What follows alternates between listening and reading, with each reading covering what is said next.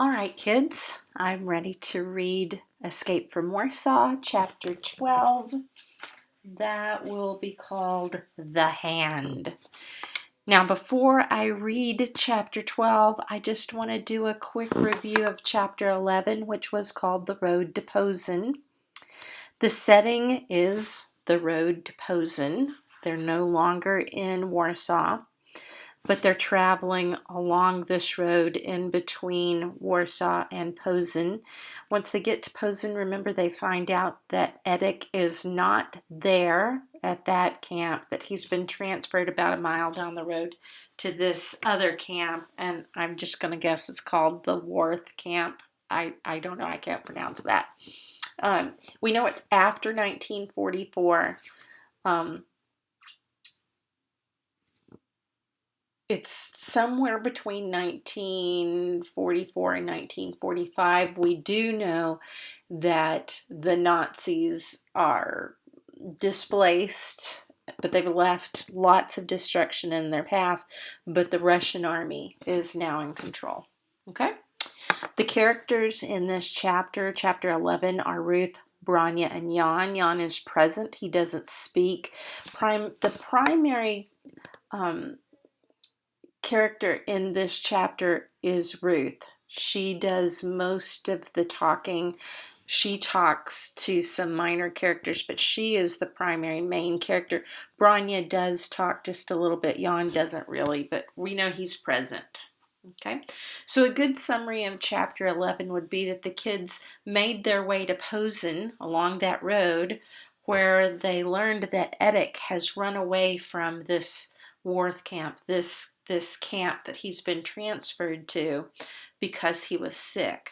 Ruth learns at the time that he's told that he's been transferred to this camp, she learns that he's sick with a disease called TB, or tuberculosis. That's a lung disease. And of course, when she gets there, she finds out that he's run away, that he's not there. Okay? All right. So let's get ready to read chapter 12. Chapter 12 is called The Hand. The village of Kalina lay to the north of Posen. A sandy track led it across the fields. This track was crowded with people, many of them children, for rumor had it that a large field kitchen had arrived in the village and that a relief organization was starting work. It was partly the thought of food and rest that sent Ruth, Branya, and Jan there, and partly the fact that everyone was going there and they were caught up in the stream. There was no point in loafing about in Posen, and Ruth was unwilling to press on to Switzerland without Edek. As they drew near, they were greeted by sounds of hammering, by laughter and shouting. Wooden huts were springing up all around the green. A concrete mixer was at work laying foundations, and not far away a Russian field kitchen was busy preparing food. A relief officer divided the people into groups as they arrived. The 3 children were taken into a field which was roped off from the huts and crowded with youngsters, most of them sitting quietly on the ground. "We're getting dinner ready now," they were told. "It will be your turn soon." At the sound of a trumpet, they were shepherded into a queue. A queue is a line. They were shepherded into a queue which dragged its way slowly, silently, and hungrily toward the kitchens. As they approached, Ruth caught the warm, cheering smell of soup. She watched the nearest cook busy with his ladle, the steam from the soup urn rising up to his merry face.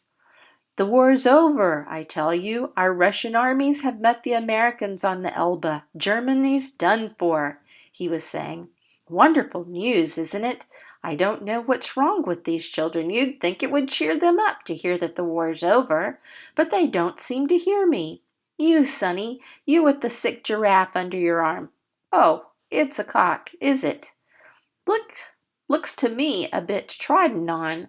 Aren't you glad the bombs have stopped dropping?" But Jan's mind was on the bowl he was clasping in both hands, lifting it up to be filled. "Here's an extra dollop for the sick pal under your arm," said the cook. "Let's hope it'll make him sit up and crow. If not, give him to me and I'll turn him into soup. He's good for a couple of mouthfuls." Next, please. Someone slipped bread into Jan's hand, and he filed on, sipping the soup as he shuffled on past the kitchens to find a corner to sit down. "Hey, look where you're going," a voice cried. Jan tripped. He fell, one hand still clutching the bowl, the other thrust out to break his fall, and Jimpy tumbling too. The bowl struck a stone and broke. The soup drained away into the dust. There were little lumps of meat and bread and vegetables lying about, still recognizable. Up till now, the feeding had proceeded in silence. No one but the cooks and the helpers seemed to feel the need to speak. Now, in a moment, all control vanished. The sight of the spilt food was too much for the orderly queue. They burst their ranks and sprang upon it, a rabble of wildly hungry children. Jan was the center of a fighting scrimmage. Even Ruth had flung herself forward and, in spite of herself, was struggling with the rest. As she struggled, she thought not of the food, but of Branya. What would happen to Branya in a scrimmage like this?